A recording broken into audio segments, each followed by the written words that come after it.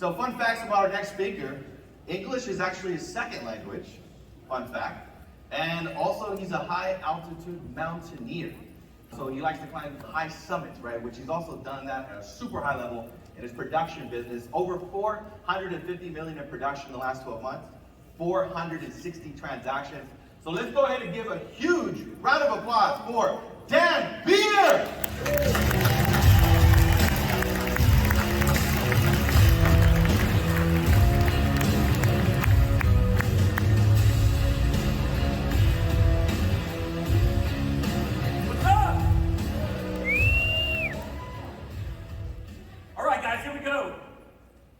I'm really excited to share what I'm going to share with you here because I've only ever done it in a small, intimate group. And I'm going to bring it here because I think there's never been a more important time for what I'm going to bring out right now. The first thing is, we're going to talk today about guarantees and risk reversal. I am passionate about helping agents change their lives through their business. And there's nothing that'll get you there in a more predictable manner than adjusting the message that you are using with your buyers and your sellers. And I'm going to teach guarantees with the time I have, go through guarantees and risk reversal, how to use them in your business. And you probably noticed in your marketplace, if you look at the biggest producers out there, in virtually any market, they're using these techniques. They are using the very thing that I'm going to share with you here. But there's a big issue with my biggest commitment to you, which is I want you to lead here and take action. And the biggest issue I find is that you get into stuff like what I'm going to share with you here today that's typically reserved for really intimate rooms, high level, high ticket. And the reason why is most agents have this belief system that there will be some day in your career when the real estate gods show up and anoint you as being able or worthy of doing what just frankly is cool shit. Of doing things at the highest level creatively. And the reality is, there's agents in the room that will do that in their very first year of business. There's agents in the room that'll do it in their third year, in their 10th year, and there's some that will never do it at all. And the reason why is they'll be waiting for that day when somehow, some way, someone shows up and says, you can now do all of the things you've been waiting to do. But the reality is that only one person will ever grant you that, and it's you. You will be the only one that gives yourself permission, and you can choose to do so now. You can choose to do so here at this very event. You can procrastinate till you get home, or you can wait until whatever this day comes that mostly never does for people, because they're waiting for it to come from the outside. So I encourage you to take action and just to realize you can do this. And I don't care what level you're at, what your finances look like. Let's jump in. Whoa! You guys hear that cry? Coming of age. So, hey. So you take on, the components of risk reversal, okay, are that you take on the perceived risk on your customer's behalf. And that's a key component. See, there's the perceived risk that your buyers and your sellers are going to experience in the process of selling or buying a home. But the reality is that the true risk maybe is right here. And then what you can do is through controlling things, through the fine print, the terms, the conditions, and so on, you can make the real true risk down here. So you can create this gigantic gap of value using what I'll share with you today. Again, they perceive the risk to be here, but you can engineer it so that really the risk lays somewhere in this zone, and all of this giant gap of value is what you now uniquely pass on to them that no other agent in the marketplace can, is willing to, or knows how. And so therefore freeing yourself. We'll go deeper into that. You lower the barriers that prevent people from doing business with you. You give them a compelling reason to buy today without the fear of looking bad tomorrow. And that fear of looking bad tomorrow is what gets in the way of so many. It gets in the way just like it does of you and I, which is sometimes why we're looking for the outside to give us that permission that we talked about. Our customers are the same. And a really important component of this is like the advanced level, but you can just go there now, is that they must come out better then they went in no matter what happens. Meaning if they interact with your business, we'll go deeper. Just want to set the table. If they interact with you and your business, just for the very pure reason that they did that, regardless of the outcome, they still come out better. And if you can weave all that in, you'll have a great risk reversal strategy. So what's guarantee marketing? It's defined as when you make it risk-free to buy from you and tell the world about it, and more people will buy. Wouldn't it be nice to be able to do that? Yeah. Okay. Now this is critical because if your service is interchangeable with your competitors, then you become commoditized and trapped. Let's dig into that. So you become commoditized. Have you noticed that in the marketplace, there's all agents mostly doing the same things, saying the same things, regurgitating the same scripts, showing up the same way, with the same low expectations? And there's a reason for it, and it's really part of one of the issues and problems, but also opportunities with our entire industry. See, I don't know about you, but I didn't go through very much effort to get my real estate license. I took 135 hours, in quotes, because they were BS hours. It's just a bunch of books that showed up in the mail and some open book tests on the internet to get my license, and then a state exam that sure you have to do some studying for. But see, if you think about how people learn to do real estate, what they think marketing is, what they think messaging is, they go through the same very little effort that I went through, that you likely went through. They show up at their first office, and they look around and say, what are the other agents doing? And they see what they're doing, and they start to mimic and do those same things. The way they set up, it's just as simple as even the way they set up an open house. I don't know. I hypothesize that maybe there's a better way than throwing 6 signs out on the corner at 12:55, running back to the house sweating, and then hoping people show up. But that's the process, because when you get licensed, you observe what the agents did before you, and you just copy. But the thing we miss is that those agents got licensed the same way and came up and showed up and did the same thing with the generation prior to them. And it's generation after generation, all doing the same amateur things. So it's the challenge, but it's also the beauty, because see, the challenge for you and I, who are clearly more committed, that's why we're in a room like this, is that when we are talking to somebody about the fact that we do real estate, what's the number one thing we have to overcome? First, we just have to get them to understand that we're not just another realtor. We have to literally just validate that we are not down here. The beauty, though, is that if you can do so, and using risk reversal and guarantees in your messaging is a beautiful way to do it, to differentiate yourself, to leave the others over there while you step over here as the clear only choice if what you offer is what they want, then you can really win at a high level. And this trapped piece, commoditized and trapped. But you're like everyone else. Why do you think that realtors, why do we think we live with the anxiety of, I have to run out of my kid's party, I have to run out of the movie theater, I can't go here, I can't go on vacation, I can't, because we're trapped. Because whether you've ever processed what I'm saying or not, at a conscious or subconscious level, you understand that if you're like everyone else and you don't answer the phone this exact second, they'll just call the next and it'll all be the same and they won't care. But if you're different, all of a sudden you have control. And that's what this is about. Here's a good example. Here's a good example from a crazy real estate company. Let's read through this. Sell your home for 100% of your asking price, or we will pay you the difference, plus $3,000. And if we don't sell the home within 29 days, we will pay your utility bills for the additional days on market. And if you choose to fire us for any reason, you can do so at any time and without penalty. You're never locked in. We must perform to your satisfaction. Plus, we will pay you $2,000 toward the commission of the new agent you choose for the inconvenience, and get you a room at the Del Mar Hilton or a 2-night stay as our apology. It's my house. That's a guarantee. You're asking? Now there's, in reality, several of them woven in together.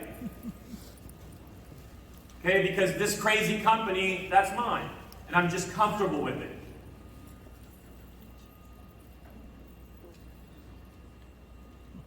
We'll come back and revisit that in a moment. But there's guarantee phobia that stands in the way, and I totally get it. See, if at any point, here's the deal. Check in with how you're feeling with yourself as I'm reading that. If you were feeling, oh, yeah, okay, whatever, then I might not have anything. But if you got a little anxiety, a little fear, a little, this guy's crazy, he's gonna lose his butt, if I did that, how would I, I'm gonna lose $2,000 here, $3,000 there, how will, if those things are all going through your mind, A, that's the entire purpose. Because if it's going through your mind, it means the customer might be paying attention. And I'll share with you how to control those things. But the guarantee phobia is what gets in the way because you forget that you get to make a choice. See, most realtors are playing by rules written by others, and those rules don't even exist. You're playing by rules that don't exist. The rule about the 6 signs on the corner, that's a rule that doesn't exist. I thought 60 was better. I thought 9 a.m. was better than 12:55. I thought, why not leave them out for hours and hours? Why not let more traffic see them? Why not have thousands of dollars of free billboards for this? See, there are rules that do not exist by which you're playing. So that's the first acknowledgement. But the second is to realize that what if you wrote the rules? What if you were the one to write the rules? Now you might leave everyone over there and step in that space I spoke about. So if you come back over here, and I don't have time to really dig into all the fine print components and how, it's like an hour course of its own. But just to give you a taste for it, sell your home at 100% of your asking price or we'll pay you the difference. Damn, that could cost me $100,000. Okay, why don't you write the rules? First of all, whose choice was it to list the to list the home for $1 million that you thought was worth $500,000? Whose choice was it? Were you obligated to list it? Were you forced to? So you chose to take it. Okay, so the fact that you get to choose to take it or not take it, A, gives you control. B, what else can you do with that? What if I was to pay the difference up to the amount of commission collected? Which is explained very clearly. But see, marketing is the drive response. That's why you see the asterisks and the conditions and call for terms and all those things. But you get to write the rules. What if there was a commission premium for somebody that takes you up on the guarantee? See, all of a sudden you have additional commission dollars to be wrong on price that you professionally agreed to, by the way, before you even get to the first dollar that you lose. Let's go further. Or we'll pay you the difference, so plus $3,000, same thing, that's one section. And if we don't sell the home within 29 days, we'll pay your utility bills for the additional days on market.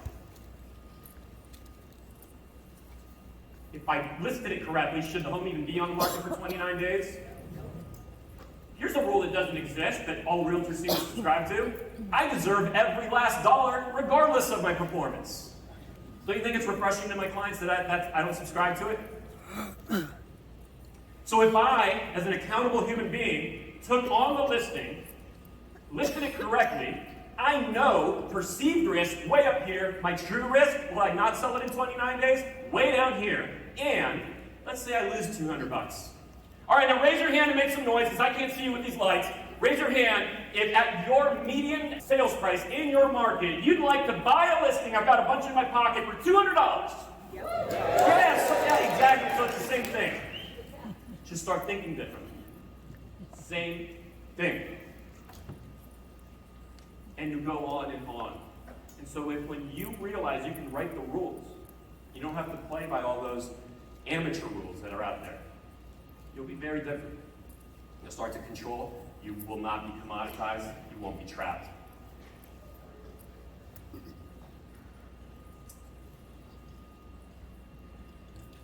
Let's talk quickly about what does not work in guarantees. You saw the teeth in the one I shared with you. You saw the specificity. Here's what doesn't work. All work, things like this, all work 100% guaranteed. No kidding, I shouldn't pay for things I don't get. This isn't moving me. We continue working until you're completely satisfied. This is an anti-offer. I'm not satisfied and you're going to keep working? Get the hell out of the way.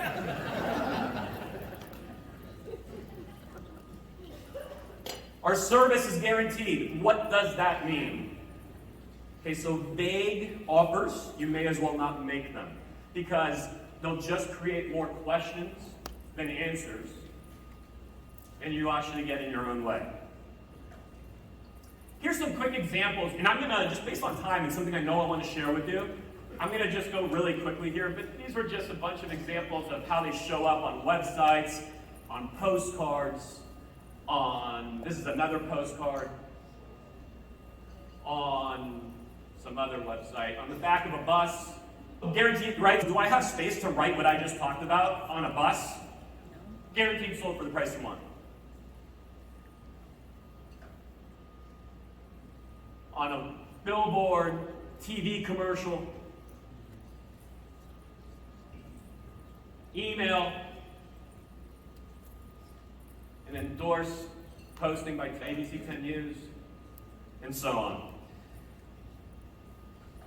Other places where they'll show up is in radio copy, in your buyer presentation materials, your listing presentation materials. It can show up in email signatures. And that's one of the keys. You have to be consistent. See, throwing out no matter what kind of offer is made, but if you're not consistent and committed to it, they won't ultimately believe you. So it's having it really live through everything that you do. And that's a larger marketing conversation. You notice a lot of the congruent nature of everything I just showed you, whether it was a bus, a billboard, or a postcard. So the look and feel of everything weaving in together, just important. Sorry, let's go backwards here. Flexible commissions. What's one of the other worries and fears of our customer? Is it maybe that they'll pay too much? Yes? Yes. They worried they might pay us too much. Awesome. I'm not going to memorize the same old script as every other agent in town. Instead, I'm going to make them an offer that reverses the risk. Here's the dialogue. You get to the part where you're going to discuss commissions. You say, I'm glad you asked, because we make them ask. And just like everything else we discussed, we approach this very differently from everybody else because we have a belief system that compensation and value should never be out of alignment. And it's only when a seller pays more than the value they receive that they really become unhappy. But when compensation and value are aligned, most sellers are happy to pay and because they're getting the right results. So here's how we do it. And I'm telling them how to think. So here's how we do it. Your commission, I have Michael Valdez here in front, which is great. Your commission, Michael, it could be 0%. 0% would be in the event that the buyer comes from your sphere. It could be your friends, families, coworker, a neighbor, someone from your motorcycle club, wherever it might be. You bring the buyer, you ask us to step away, 0%. Now the commission could be 2%.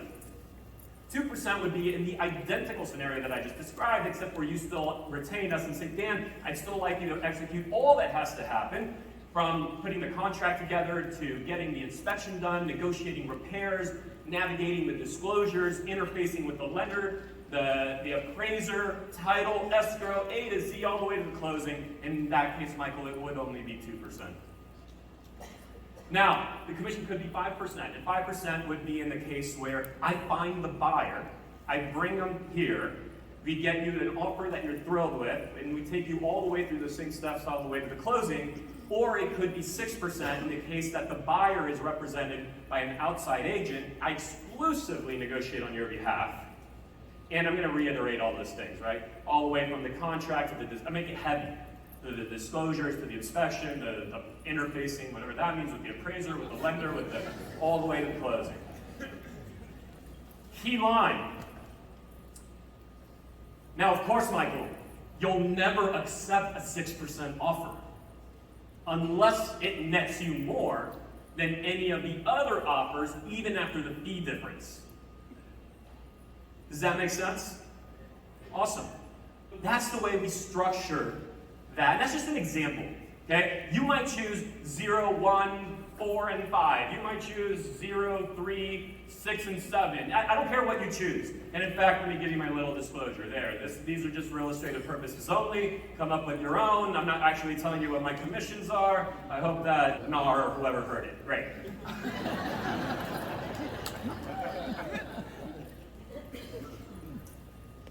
You must, however, as you weave in your touch, if you're going to choose a strategy like this, you cannot play with the 0%. That must be.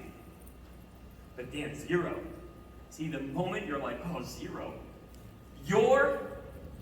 that feeling is the reversing. That's their excitement. But don't we know our business better than they, don't we? So we know where the true risk is, versus the perceived risk, and you're always having to be conscious of that. How often does the seller bring the client, the buyer, and ask you to step away? I don't know. It's happened to me. Is it 1 in 500? Maybe? Possibly. Okay, awesome. Let's just go ahead and amortize that one loss, 15 grand or whatever it was, across 500 freaking listings. Who wants to buy, who's got 50? You go take a loan on that, wouldn't you, if you don't have it for 500 listings? Yes? Great. Okay, so would I. So you can't play with that one. Oh, but can't I make it 1? You're making a huge mistake if you do. Make it gigantic. Grow the gap of perceived value. Grow it. Don't shrink it, because it's not going to happen anyway. That next level. How often does somebody find the buyer from their own world and say, here's the buyer, but damn, I'd still like to engage you to do everything? I don't know, once every 200? 300? So again, where are we going to land? In the example I gave you, which is just an illustrative example, we're going to land on 5 and 6. Which we could have a different argument about, but I would be thrilled with. You're able to reverse the risk, get on their side, and just have a conversation with. This is just one example. But ultimately, you want to be able to sit with somebody and say, listen, while every other agent believes they should get paid what they're going to get paid regardless of outcome, well, I don't know. Let me ask you this, Mr. and Mrs. Seller. Are you held accountable in your life and in your job? Are you held accountable to the results?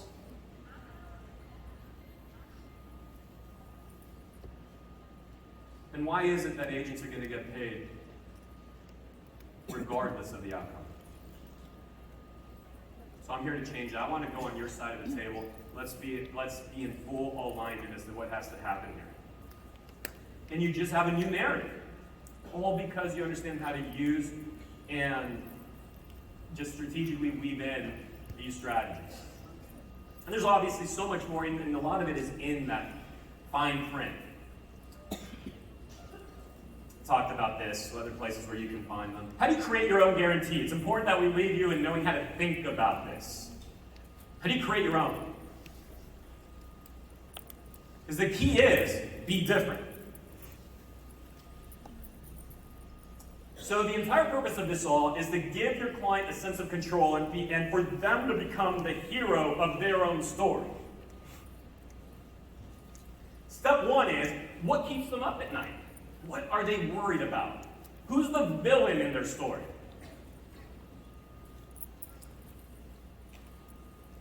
Is it something about the way they grew up? Is it something about agents and the way they act? Is it something about the financial education that they never received? Who is the villain in their story? And what keeps them up?